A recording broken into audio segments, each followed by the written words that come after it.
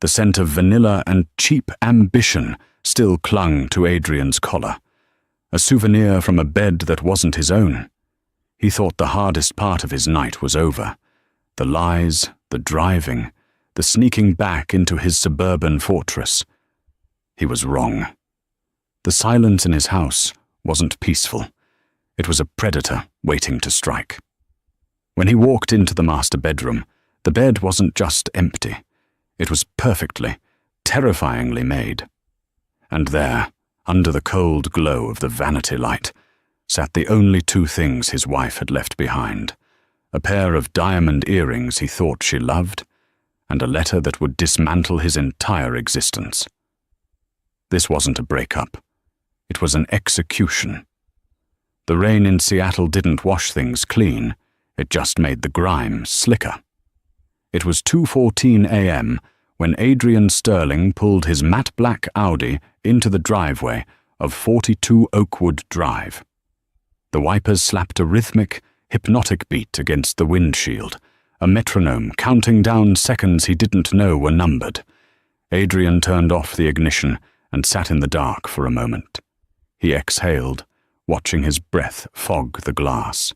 He reached up, adjusting the rearview mirror to check his neck. No lipstick marks, no scratches. Just the flushed skin of a man who had spent the last 4 hours in an apartment in Capitol Hill, tangling sheets with Felicity Hart. Felicity was 24, an interior design intern at his architecture firm, and possessed the kind of chaotic energy that made Adrian feel 25 again, rather than 42. She was the adrenaline shot to his routine life. He checked his phone one last time. A text from Felicity. "Already missing your hands. Don't let the bed bugs bite." He deleted the thread. Then he deleted the call log. Then he opened his calculator app, typed in a specific code, and checked the hidden photo vault, ensuring nothing had autosaved to the cloud. Adrian Sterling was a meticulous man.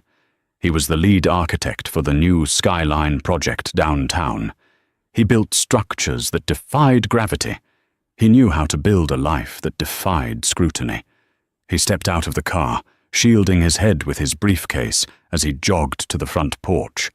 The house, a sprawling, mid-century modern restoration that had been featured in Architectural Digest, loomed dark and silent. Usually the porch light was on. Sarah always left the porch light on. Adrian frowned, fumbling for his keys. The sensory memory of Felicity's apartment, the smell of vanilla candles and white wine, was instantly replaced by the sterile, damp air of the suburbs. He unlocked the door and stepped inside, disarming the security system with a practiced beep, beep, beep. "Sarah," he whispered, more out of habit than necessity. Silence. Not the comfortable silence of a sleeping house, where the refrigerator hums and the floorboards settle. This was a heavy, vacuum-sealed silence. It felt like walking into a museum after closing hours. He slipped off his shoes, placing them precisely on the mat. He prided himself on being a considerate husband, even when he was cheating. He didn't track Mud in. He didn't wake her up. He was a good guy who just happened to have needs that Sarah, with her books and her quiet teas and her obsession with gardening, couldn't meet. He walked through the hallway, loosening his tie. He passed the living room. The moonlight filtered through the sheer curtains, illuminating the furniture. Everything looked normal. The grand piano sat in the corner, the lid closed.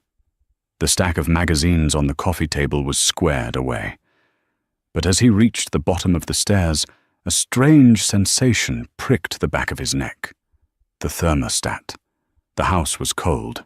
Freezing, actually. Sarah was perpetually cold. She kept the house at a tropical 72 degrees, even in summer. Adrian glanced at the Nest thermostat on the wall. It was set to 55. "What the hell?" he muttered, tapping the glass. The system was in away mode. A flicker of annoyance flared in his chest. Did the power go out? Did she mess with the settings again? He trudged up the stairs, the carpet muffling his footsteps. He was tired. He just wanted to shower the smell of Felicity off his skin, crawl into bed next to his wife, and sleep the sleep of the self-righteous. He reached the landing. The door to the master suite was ajar. "Sarah, did you touch the heat?" he called out, his voice a low grumble. "It's freezing in here." He pushed the door open. The master bedroom was bathed in the harsh, blue light of the street lamp outside. Adrian reached for the dimmer switch and brought the recessed lighting up to a soft glow. He stopped dead. The bed was made. It wasn't just made. It was military grade. The duvet was pulled taut, the pillows stacked with precision. No indentation of a body. No discarded book on the nightstand. No glass of water. Adrian looked at the digital clock, 2:22 a.m. Panic, cold and sharp, finally pierced his arrogance. Where is she? His mind raced through logical explanations. Emergency. Did her mother in Portland get sick? Did she get called into the hospital? Sarah was a pediatric nurse, but she hadn't worked night shifts in 3 years. "Sarah," he said, louder this time. He checked the ensuite bathroom. Empty. The shower was bone dry. The towels were folded and hung perfectly. He walked back into the bedroom, his heart rate beginning to sync with the ticking clock. That's when he saw it. The vanity table. Sarah's vanity was usually a cluttered landscape of serums, hairbrushes, and jewelry trays. Now it was completely bare. Except for 2 things. Sitting dead center on the polished mahogany surface was a small black velvet box, and next to it, a cream-colored envelope with a single word written in Sarah's elegant, looping cursive. Adrian. Adrian approached the vanity slowly, as if the envelope were a bomb. The air in the room felt thin, insufficient to fill his lungs. He looked at the black velvet box first. He didn't need to open it to know what it was, but he did anyway. He flipped the lid. Inside, nesting in white satin, lay the diamond teardrop earrings. A lump formed in his throat, tasting of bile. He had given those to Sarah 2 months ago for their 15th wedding anniversary. They had cost him $12,000. He remembered the dinner at the Pink Door, the way her eyes had welled up with tears when he put them on her. She had told him they were the most beautiful things she owned. She had told him he was the most generous man in the world. But looking at them now, glistening under the artificial light, Adrian felt a wave of nausea. Because there was a secret attached to those earrings. He hadn't bought them for Sarah, not originally. He had bought an identical pair for Felicity 3 months ago. Sarah had found the receipt in his jacket pocket, a rookie mistake. But Adrian, quick on his feet, had spun a masterful lie. He claimed he had bought them early for the anniversary and was hiding them at the office so she wouldn't peek. He had been forced to go back to the jeweler, buy a second pair to present to Sarah, and pretend the surprise had been ruined, but the gift was genuine. He thought he had dodged a bullet. He thought he was a genius. Now the earrings sat there like an accusation. "I know," they seemed to say. "I always knew." His hand trembled as he reached for the letter. The paper was heavy, expensive cardstock. Sarah never used cheap stationery. He tore the envelope open. There was no date. "Adrian, by the time you read this, I will be crossing state lines. Don't bother tracking my phone. I left it in the Uber that dropped me at the airport. It's probably circling downtown Seattle right now. You're probably confused. You're probably tired. I imagine you smell like vanilla. That's Felicity's signature scent, isn't it? Madagascar vanilla from Sephora. It's sweet. A little too sweet for a man of your age, but I suppose that's the point." Adrian's knees gave out. He sat heavily on the small ottoman in front of the vanity. The letter shook in his hands. You thought you were so clever, Adrian. The late nights at the firm, the emergency site visits, the second phone you keep taped under the bottom drawer of your desk in the study. Yes, I know about the phone. I know the passcode is your mother's birthday. Liu 412. I've known for 6 months, since the day you bought those earrings. Do you remember that day? You came home and told me you bought them for our anniversary. You looked me in the eye and lied with such ease, such practiced charm, that it actually broke my heart more than the cheating did. It made me realize that our entire marriage, the life I built around you, was just a structure you designed to house your ego. I didn't leave immediately because I'm not impulsive, Adrian. I'm a planner. You taught me that. Measure twice, cut once, you always say to your contractors. Well, I've been measuring for half a year. Adrian stopped reading. He stood up, hyperventilating. No, he whispered. No, no, no. He ran to the walk-in closet. He threw the double doors open. It was gutted. Her side of the closet was empty. The designer dresses, the coats, the shoes, gone. But then he looked at his side. His suits were still there. His shirts were color-coded. But the safe, the floor safe in the back corner of the closet, was wide open. Adrian dropped to his knees and scrambled inside the closet. He peered into the dark metal cavern of the safe. Empty. The emergency cash, $50,000 in banded hundreds, was gone. The gold bullion he had been stockpiling as a hedge against inflation, gone. The Patek Philippe watches he had inherited from his father, gone. Her passport, gone. His passport, gone. He scrambled back to the letter, snatching it up from the ottoman.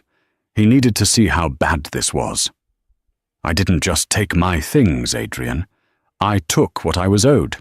We live in a community property state, and considering the evidence of adultery I've compiled, audio recordings, photos, text logs from that second phone, I think a judge would agree that I'm entitled to a significant advance on the settlement.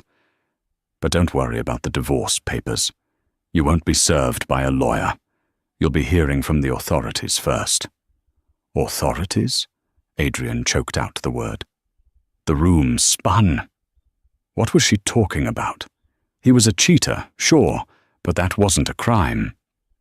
You see, while you were busy with Felicity, you stopped paying attention to the details of your own business. You stopped checking the joint accounts. You stopped looking at the tax filings I prepared for you to sign.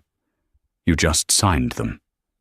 Do you remember the Project Omega offshore account you asked me to set up 3 years ago?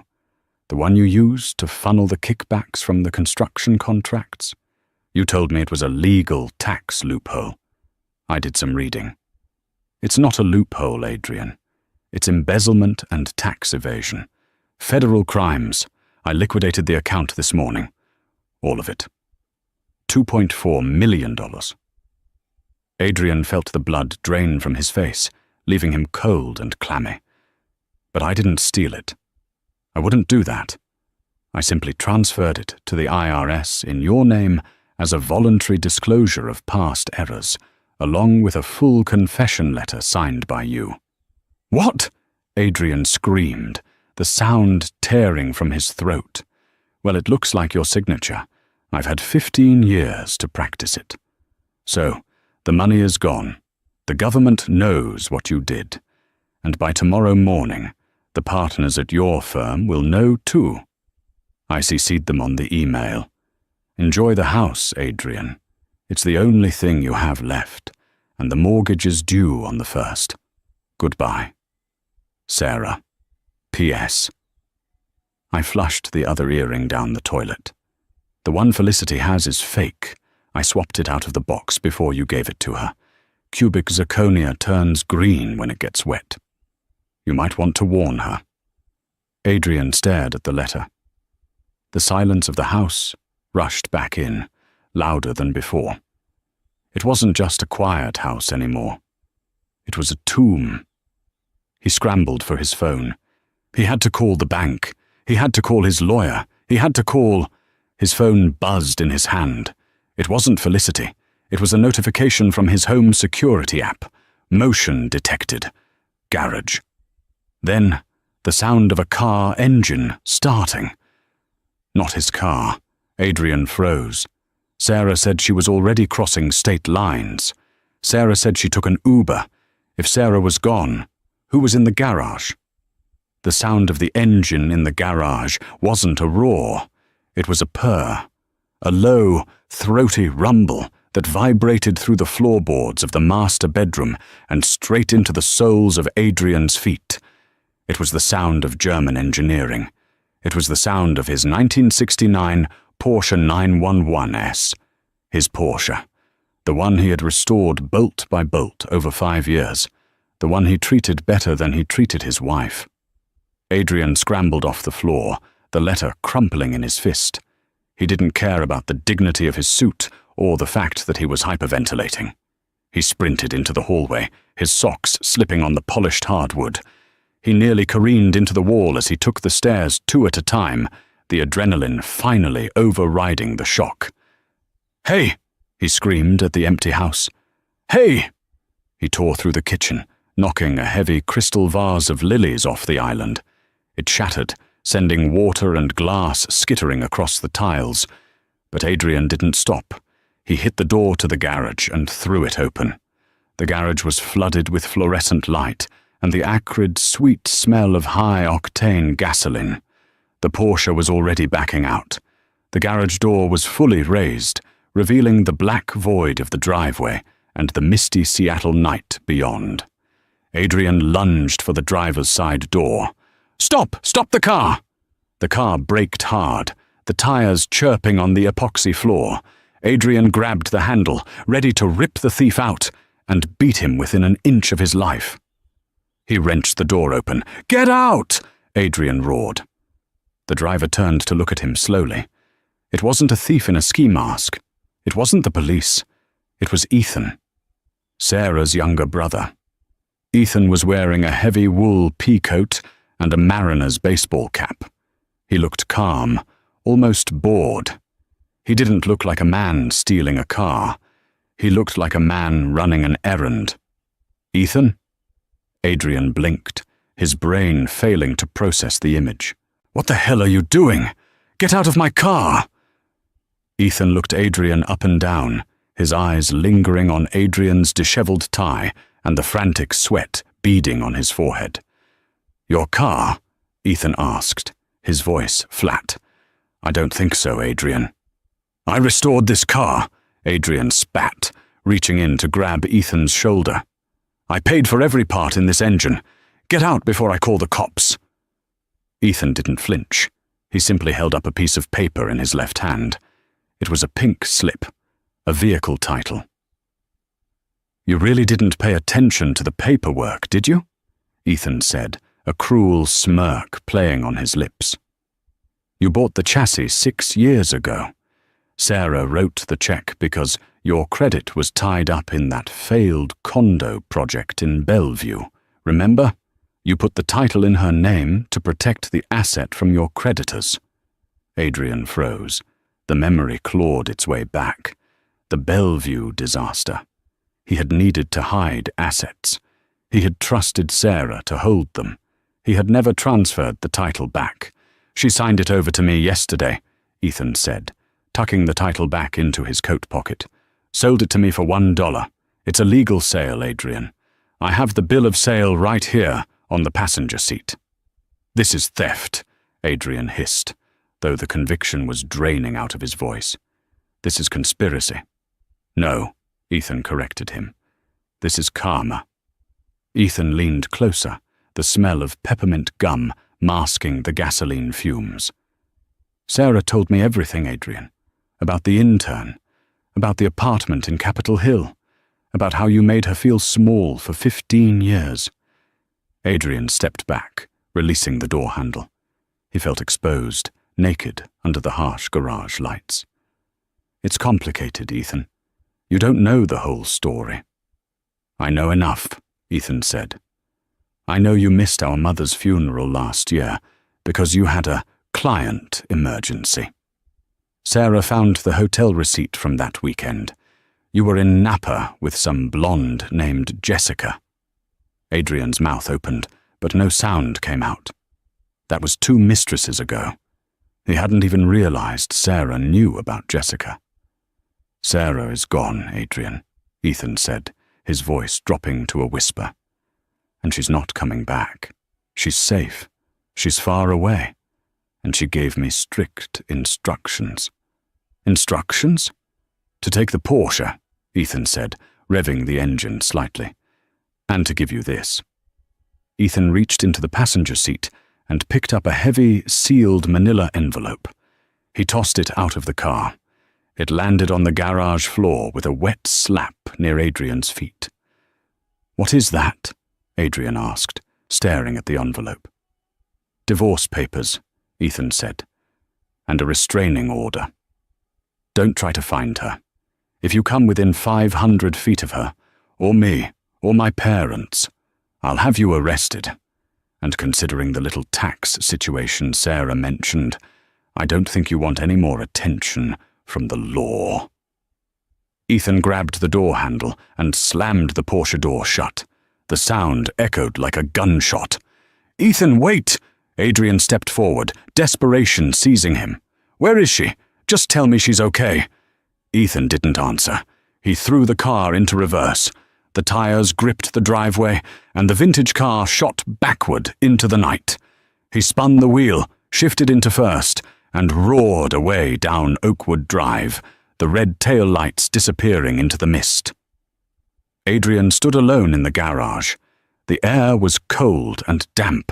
The space where the Porsche had sat for 5 years was now an empty rectangle of grey concrete, stained with a few drops of oil. He looked down at the manila envelope. It lay in a puddle of water that had dripped from the car's exhaust. He didn't pick it up immediately. He couldn't. His legs finally gave way, and he sank to the cold concrete floor of the garage. He sat there, a 42-year-old man in a $3,000 suit, hugging his knees like a child. The silence of the house had been terrifying, but the silence of the empty garage was worse. It was the silence of a man who had just realized that his possessions were the only things that had defined him. And now, even those were stripping themselves away. He looked at his watch. 3:05 a.m. The banks wouldn't open for another 6 hours. The firm wouldn't open for another 5. He was trapped in the longest night of his life. Adrian eventually crawled out of the garage. He locked the door, a pointless gesture considering the fortress had already been breached from the inside, and carried the damp manila envelope into the kitchen. He didn't open it. He threw it onto the marble island next to the shattered vase. He needed a drink. He went to the liquor cabinet in the living room. He reached for the bottle of Macallan 25, his prize possession, the bottle he saved for closing $1-million contracts. It was gone. The shelf wasn't empty, though.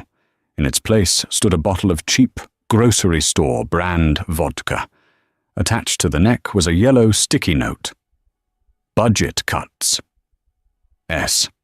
Adrian let out a strangled, hysterical laugh. She had been thorough. My God, she had been thorough. He grabbed the cheap vodka, unscrewed the cap, and took a long pull straight from the bottle. It burned like gasoline, making his eyes water. But the burn grounded him. He needed to think. He needed to assess the damage. He carried the bottle into his home office. This was his sanctuary. Dark wood paneling, leather chairs, and his dual monitor setup where he designed skyscrapers. He sat in his Herman Miller chair and woke the computer. The blue light of the screens illuminated his face, casting deep shadows under his eyes. His hands trembled as he typed in his password. Access denied. Adrian frowned. He retyped it. Architect 2. Access denied. A cold sweat broke out on his neck. Sarah didn't know his computer password. He changed it every month. There was no way she could have locked him out of his own local machine. Unless... He looked at the webcam mounted on top of the monitor. The tiny green light was on. Someone was watching? No, it was worse. He realized he was trying to log into his work profile. The computer was connected to the firm's server. If his access had been revoked at the server level, he wouldn't be able to log in. He disconnected the Ethernet cable with a shaking hand.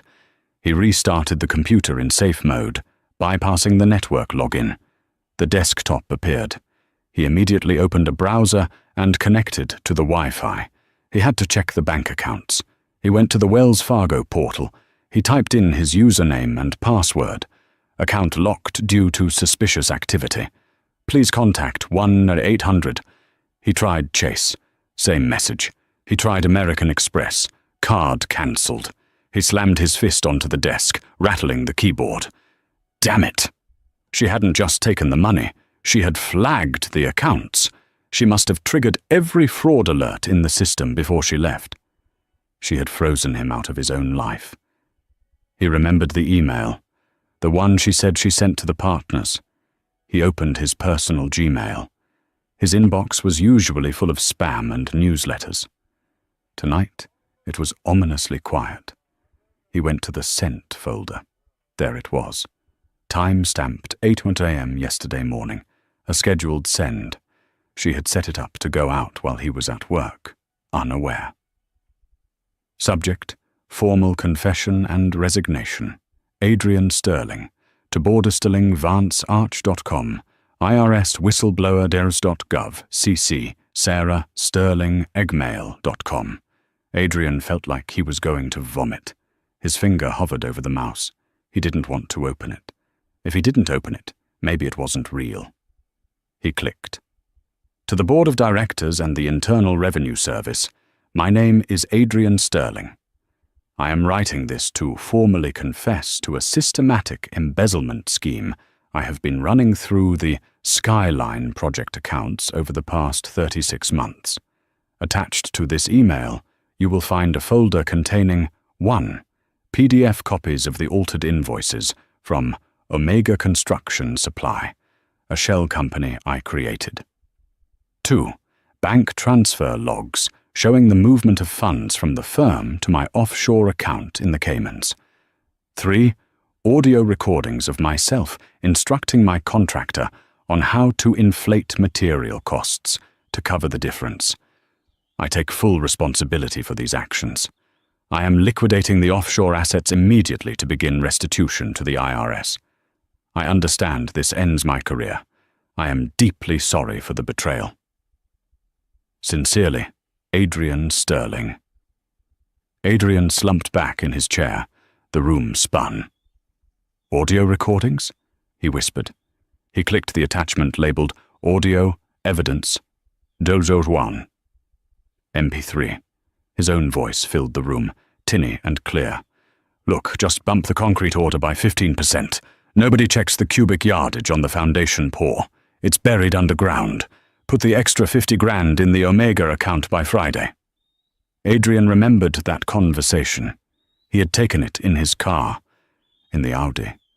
Sarah must have bugged the car.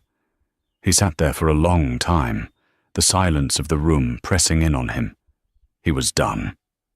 It wasn't just a divorce.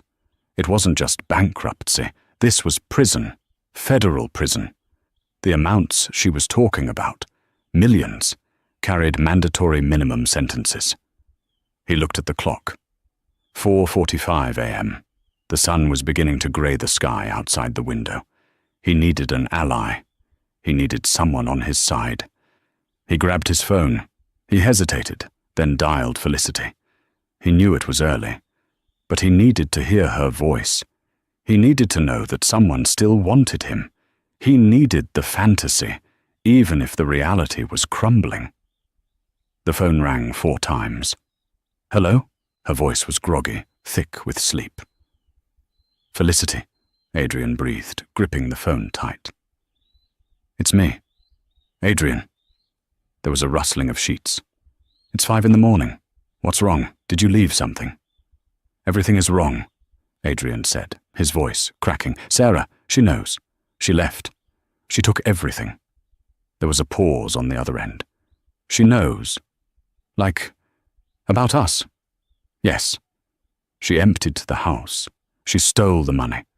Felicity, she destroyed me." He waited for the sympathy. He waited for her to say, "Come over," or "We'll get through this." Instead, there was a sharp intake of breath.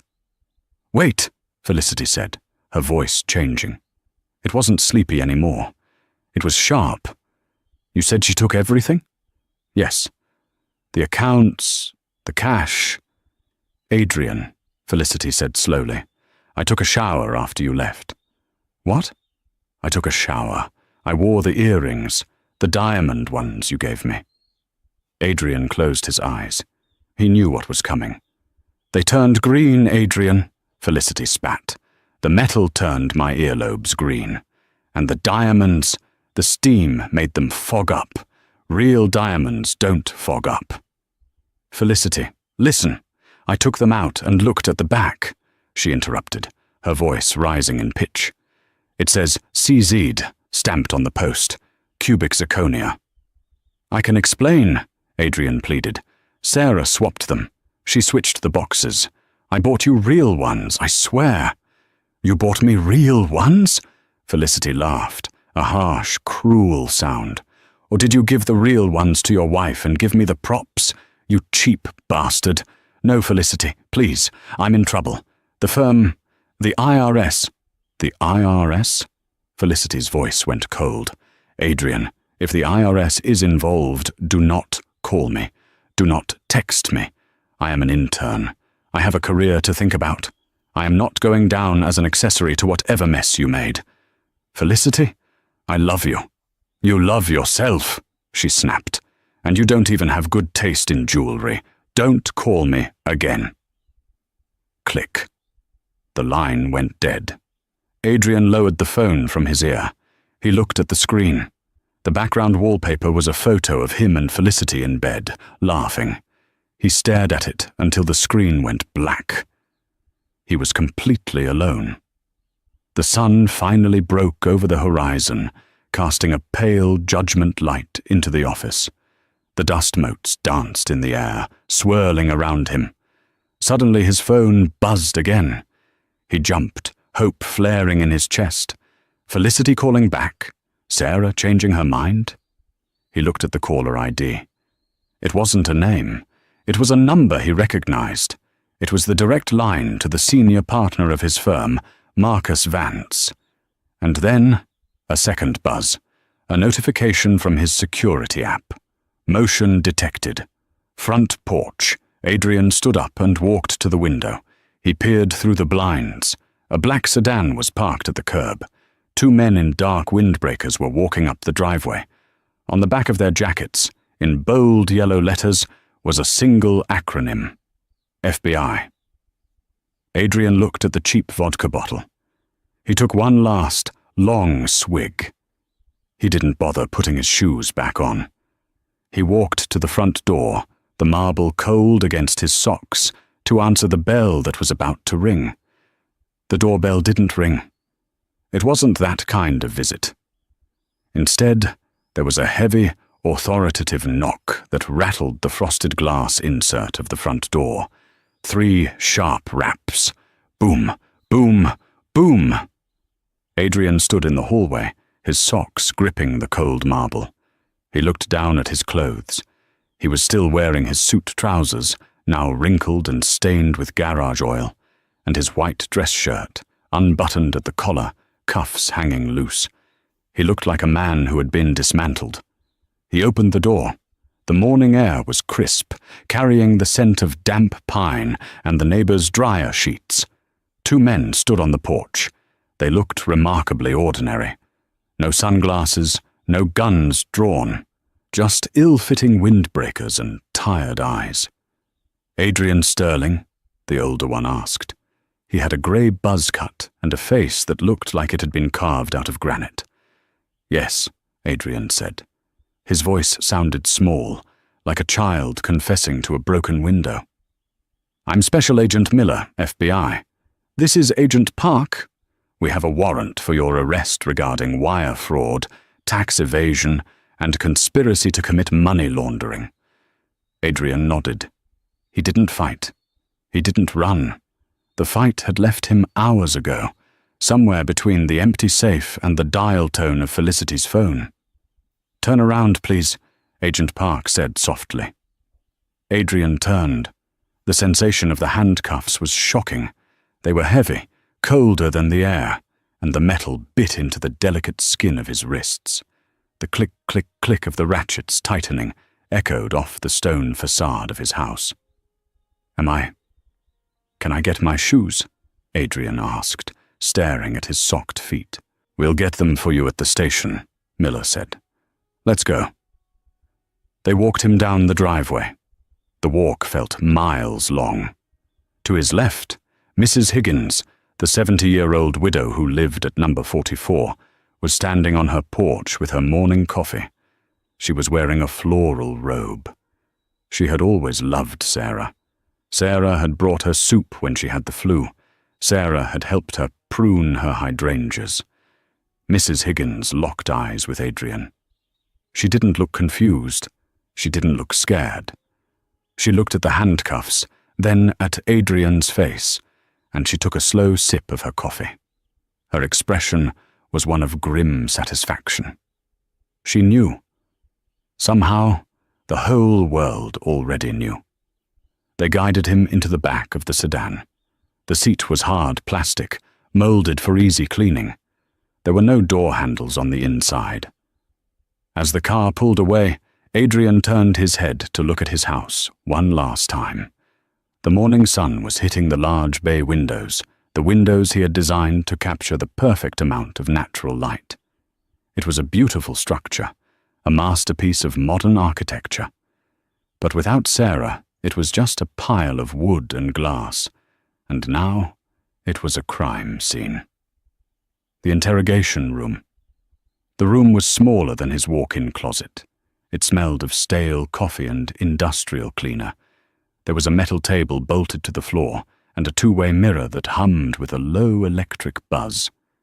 Adrian sat on the metal chair, his hands cuffed to a metal loop in the table. He had been there for 3 hours. He hadn't said a word. The door opened. Agent Miller walked in, carrying a thick binder. He dropped it onto the table with a thud that made Adrian flinch.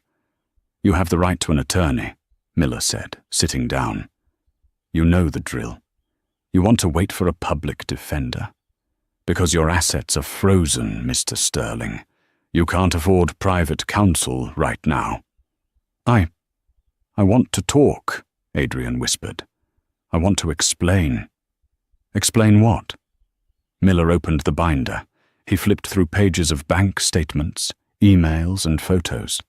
"Explain how Omega Construction billed your firm for 300 tons of steel that never existed? Or explain why the IP address used to transfer the funds matches the Wi-Fi at a luxury apartment in Capitol Hill leased to a Ms. Felicity Hart?" Adrian closed his eyes. Sarah hadn't just given them the offshore account. She had given them Felicity too. "Your wife," Miller said, his voice taking on a conversational tone, "is a very organized woman, Adrian. I've been doing this for 20 years, and I have never seen a whistleblower package this complete. She categorized the evidence by fiscal quarter. She even used color-coded sticky notes." Miller slid a photo across the table. It was a picture of Adrian and Felicity at a restaurant in Vancouver, taken 6 months ago. They were holding hands across the table. "She hired a private investigator last year," Miller said. "She waited. She let you dig the hole deeper and deeper. Every time you stole money to buy your mistress a gift, Sarah logged it. Every time you falsified an invoice to cover a weekend trip, Sarah made a copy." Adrian stared at the photo. He looked so happy in it, so arrogant. He looked like a man who thought he was untouchable. "She didn't just want a divorce, Adrian," Miller said, leaning in. "She wanted to burn your world down, and you handed her the matches." "Where is she?"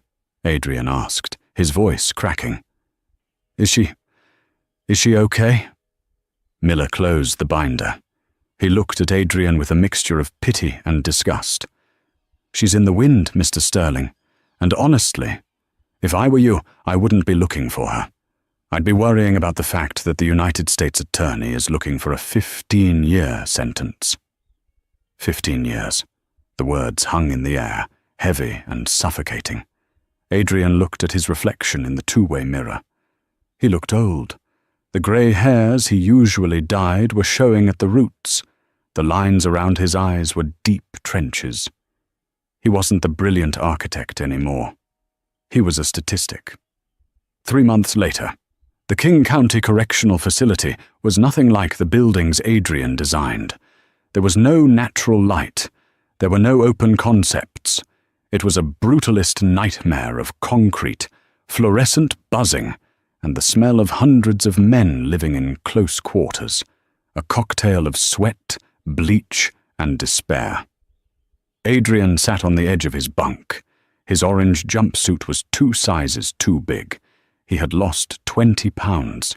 The food was inedible, a grey slop that tasted of salt and preservatives. But that wasn't why he wasn't eating. It was the shame. It was a physical weight in his stomach, a stone that he swallowed every morning and couldn't digest. "Sterling! Legal!" a guard shouted, banging a baton against the bars. Adrian stood up slowly. He shuffled to the cell door, presenting his wrists for the cuffs through the slot. He was used to the routine now. The humiliation had become mundane. He was led down a long, echoing corridor to the visitation rooms. He sat behind a thick plexiglass shield. On the other side sat a man he had met only 3 times. David Klein, his court-appointed public defender. Klein was young, harried, and wore a suit that looked like it had been slept in. He wasn't the high-powered shark Adrian would have hired in his previous life. He was just a guy trying to clear his caseload. "Good morning, Adrian," Klein said, opening his briefcase. He didn't smile. There was nothing to smile about. "What's the news, David?" Adrian asked. He picked up the black telephone receiver. It was greasy against his ear. "The DA isn't budging on the plea," Klein said, shuffling papers. "They have everything. The audio tapes were the nail in the coffin. The jury will hear your voice directing the fraud. It's indefensible. So, what's the offer?" 8 years, Klein said. "Minimum security if you're lucky. But with the amount of money involved, over 2 million, they want restitution. They're seizing everything. The house, the cars, the 401k. "The house is already gone," Adrian muttered. The bank had foreclosed last month. He had heard about it from a guard who saw it on the news. "Scandal house for sale," the headline had read. "There is one other thing," Klein said. He pulled a separate envelope out of his briefcase. It wasn't a legal document. It was a thick, cream-colored envelope. Adrian's heart stopped. He knew that stationery. "This came to my office yesterday," Klein said. "Addressed to you, care of me. It's from a lawyer in Zurich." "Zurich?" Adrian frowned. "Open it." Klein slid the envelope through the narrow slot at the bottom of the glass. Adrian's hands trembled as he picked it up. He tore the seal. Inside was a single photograph and a typed note. The photograph was of Sarah. She was sitting at a cafe table. In the background, snow-capped mountains rose against a piercing blue sky. The Swiss Alps. She was wearing a thick white coat he had never seen before. Her hair was cut short, a stylish bob that framed her face. She wasn't wearing her wedding ring. She was smiling. Not the polite, tight-lipped smile she had worn for the last 5 years of their marriage. This was a genuine smile. Her eyes were crinkled at the corners. She looked 5 years younger. She looked free. Adrian flipped the photo over. On the back, In her familiar script was a date. 2 weeks ago. He unfolded the note. Adrian, my lawyer tells me you're looking at 8 years. By the time you get out, you'll be 50. A difficult age to start over, but not impossible. I wanted you to see this photo. Not to be cruel, but to show you what you bought me. You see, I didn't give the IRS all the money. Adrian stopped reading. His breath hitched. The Project Omega account had $2.4 million. I sent the IRS $2 million, the remaining $400,000. I kept it. Consider it my consulting fee for managing your books all these years, or perhaps consider it the price of the earrings you never gave me. I'm in Europe now. I've always wanted to live near the mountains. You hated the cold, remember? You always wanted the heat, the beach, the younger women. I hope Felicity visits you, though I heard she was fired from the firm the day after your arrest. I also heard she's dating a 25-year-old tech promoter in Bellevue now. Life moves fast, doesn't it? Don't look for me. I'm not Sarah Sterling anymore. I went back to my maiden name, and then I changed that too. Goodbye, Adrian. S. Adrian lowered the letter. A laugh bubbled up in his chest, a dark, jagged thing. She had played him. She had played the FBI. She had played everyone. She had kept a nest egg, just enough to start a new life, and she had framed it so perfectly that no one would ever look for it. She was the architect now. She had designed the perfect exit. Adrian? Klein asked, looking concerned. You okay? Adrian looked at the photo of his wife one last time. The woman he had ignored, the woman he had underestimated, the woman he had cheated on because he thought she was boring. She was the smartest person he had ever met. I'm fine, Adrian said, his voice hollow. I'm just realizing something. What's that? That I deserve this, Adrian said. He placed the photo face down on the metal ledge. I deserve every single day of those 8 years. He looked up at the lawyer. Where do I sign? The cell. That night, lying in the dark, Adrian didn't sleep. He stared at the concrete ceiling. He thought about the vanilla scent of Felicity's apartment, and how sickeningly sweet it seemed in his memory now. He thought about the diamond earrings, probably sitting in a police evidence locker somewhere, cold and useless. He had spent his life building skyscrapers, obsessing over the height, the facade, the way they looked to the world. He had neglected the foundation. And when the foundation cracked, the whole tower didn't just fall. It pulverized. He rolled over on the thin mattress, pulling the scratchy wool blanket up to his chin. For the first time in 20 years, Adrian Sterling cried. He didn't cry for his money. He didn't cry for his freedom. He cried because he finally understood that the farewell note on the vanity wasn't a tragedy. It was a liberation. For her. And for him, it was just the bill coming due. 8 years, 4 months, and 12 days. That was the exact amount of time the state of Washington had taken from Adrian Sterling. When he walked out of the prison gates on a grey Tuesday in November, there was no one waiting for him. No Audi with heated seats. No Felicity with a fake smile. Just the damp chill of the Pacific Northwest and a bus ticket to a halfway house in Tacoma. Adrian was 50 years old now, but he looked 60. The hairline that had been receding was now gone, leaving him bald and exposed. His posture, once erect with the arrogance of a man who commanded job sites, was now stooped, curved by years of sleeping on a thin cot and looking at the floor to avoid trouble. He found work. It wasn't in architecture. His license had been permanently revoked, and his name was poison in the industry. He got a job at a lumber yard, stacking the very timber he used to order by the ton. The pay was minimum wage. The work was brutal on his aging back, but it was honest. For the first time in his life, Adrian earned a paycheck that didn't have a lie attached to it. 6 months after his release, on a Sunday, Adrian took 3 different buses to get to the north side of Seattle. He didn't know why he was doing it. It was a form of self-flagellation, perhaps, a need to see the monument of his failure. He got off the bus at the corner of Oakwood Drive. The neighborhood was exactly as he remembered it. The manicured lawns, the smell of wood smoke, the silence of wealth. He felt like an intruder in his own memory. He tightened his cheap canvas jacket around his chest and began to walk. He stopped in front of number 42. The house had changed. The stark, modern black trim he had insisted on was gone, painted a warm, inviting sage green. The severe, gravel landscaping he had designed, minimalist chic, he had called it, had been dug up. In its place was a garden, a chaotic, beautiful explosion of life. Wildflowers, rhododendrons, and hydrangeas spilled over the retaining walls. It was lush, it was messy, it was alive.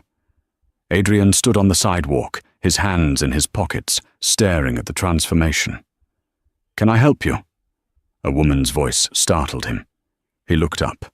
A young mother, maybe 30, was standing on the porch, holding a toddler on her hip. She looked at Adrian with suspicion. He couldn't blame her. He looked like a drifter. I used to live here," Adrian said, his voice raspy. "A long time ago." The woman's expression softened slightly. "Oh, you're the architect, the one who built it." "I designed the shell," Adrian corrected her softly.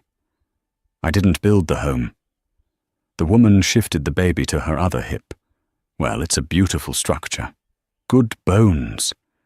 But we had to change the garden. The previous owner left the soil in terrible condition. Too much gravel, not enough nutrients." The previous owner, Adrian trailed off. He knew she meant him. "But the woman who sold it to us," the young mother continued, "she left us a binder. It was weird, actually. It was full of instructions on how to fix the soil, how to plant the hydrangeas, so they'd get the morning sun but not the afternoon heat.